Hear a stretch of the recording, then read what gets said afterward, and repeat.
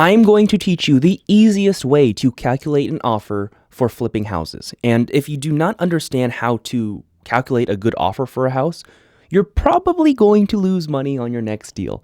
And I don't want that to happen to you. So first of all, if you're new to the channel, my name is Justin You're, and I have helped hundreds of people make money in real estate. And I want to get right into it. I'm going to try to keep this super basic for you. So I actually brought out a whiteboard for today. Here's the equation I am going to be going over, and I'm going to start little by little, okay? So first thing we're going to look at is if you want to calculate your max offer, you start with the resale value of the house. So you're planning to flip a house, and you want to figure out, okay, what is the house going to sell for after you fix it up? That's what's known as the ARV, or the after repair value. What is the house going to be worth after you fix it up? From there, that's the first part of the equation.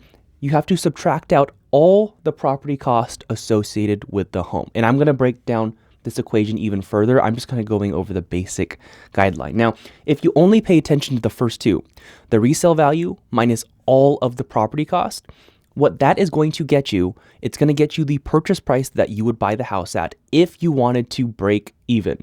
So if you wanted to earn $0 on a house flip, you just take the ARV minus what you think all the costs are going to be added up to, and that will get you the purchase price that you should buy a house at to break even. Now, assuming you want to make money on a flip and you don't want to break even, you have to include profit into the equation, or your desired profit.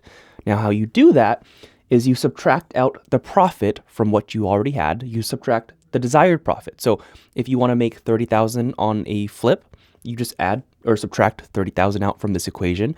And if you take the resale value minus all the property cost, minus the desired profit that you want, or your minimum profit requirement, that will get you the offer price you have to make, the MAO, or the max allowable offer, which is what this stands for. Now, I want to break this equation down even further.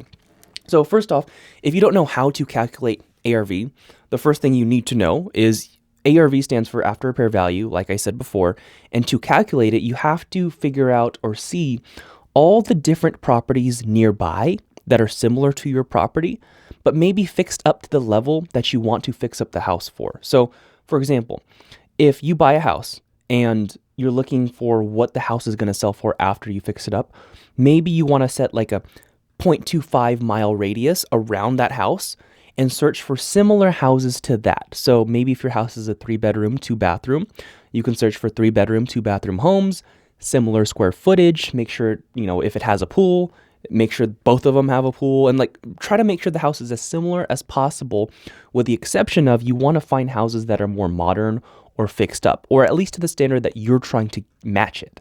And so the idea behind it is if a house is similar condition or similar specs, like the bedroom, bathroom count, square footage as your home, then if it's sold for a price, you should assume that your house should sell for a similar price if you were to fix it up to that similar condition.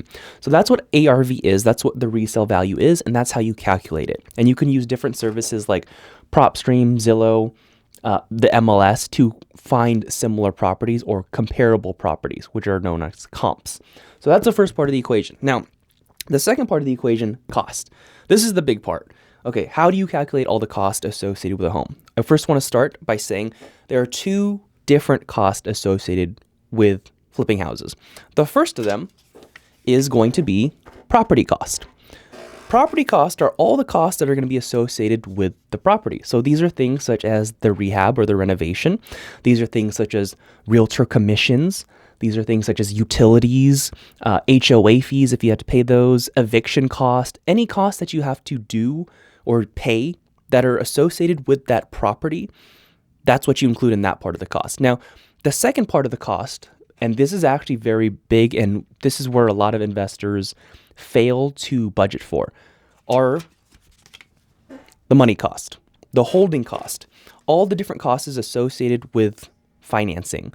So assuming you're going to be buying a house with a loan and you don't have all the cash out of your own pocket, which if you did, I don't know why you're watching this video, but assuming you're going to be using a lender for your house and you have to pay a mortgage every single month, this is where the property cost or the money cost that you're going to be calculating comes in. So you have to budget for your holding time, how long you're going to be holding a house for.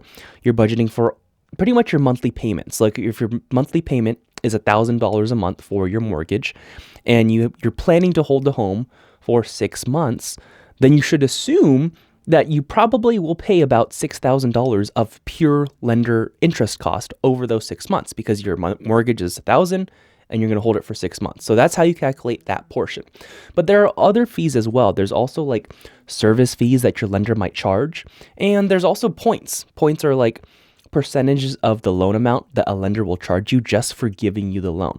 So anything that the lender will charge, or any financer who charges you stuff for the house, that's what you're going to calculate in the cost. So cost, like I said, you have the money cost and you have the house cost or the property cost. So make sure you budget for both when you're using this equation.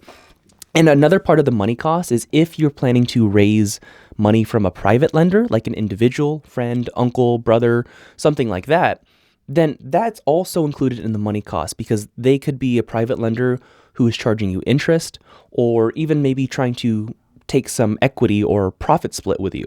So these are the things that you have to associate with the cost. Now, this part of the equation, when you're budgeting for the profit of a house, I typically, and this is of course dependent on the market as well, but for the most part, I want to have a minimum profit of 10% of the after repair value. So I want to make sure that at the end of the day, when everything is said and done, I make 10% of the after repair value in profit. For example, if that didn't make sense, if the after repair value or the resale value of a house that I'm buying is $300,000, I want to make sure that I want to make in profit 10% of the $300,000, which is $30,000. So I want to make sure I profit at least $30,000 for a home that has an ARV of $300,000, if that makes sense. Now, the exception to that rule in my book is I want to make, no matter what, a minimum of $20,000 on every single property.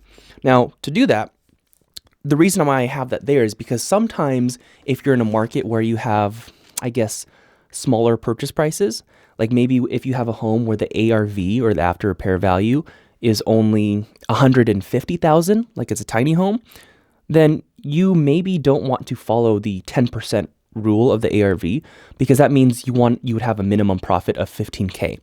Now, I always have a minimum profit of $20K because no matter what, like, you want to make sure that you have enough of a buffer in case things go wrong, because things do go wrong. The market does crash. And that's something I'm experiencing right now is luckily I had buffers on the properties that I owned when I bought them. So when the market did crash, I'm still okay.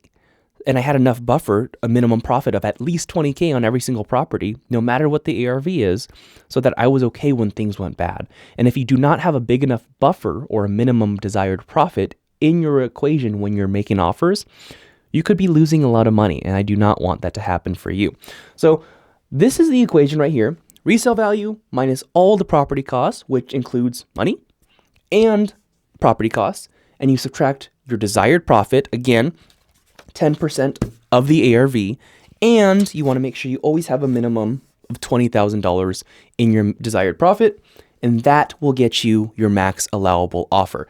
Now, that's probably the simplest way I can explain how to calculate a max offer for a house that you're trying to flip. Of course, I have made plenty of other videos about this, especially if I'm going in breakdown in detail as far as like an Excel sheet and how to calculate exactly. But that was just the gist of how to do it. And if you just want help in general of how to grow your real estate investing business, I want you to actually click on the link in the description for a free consultation. Peace.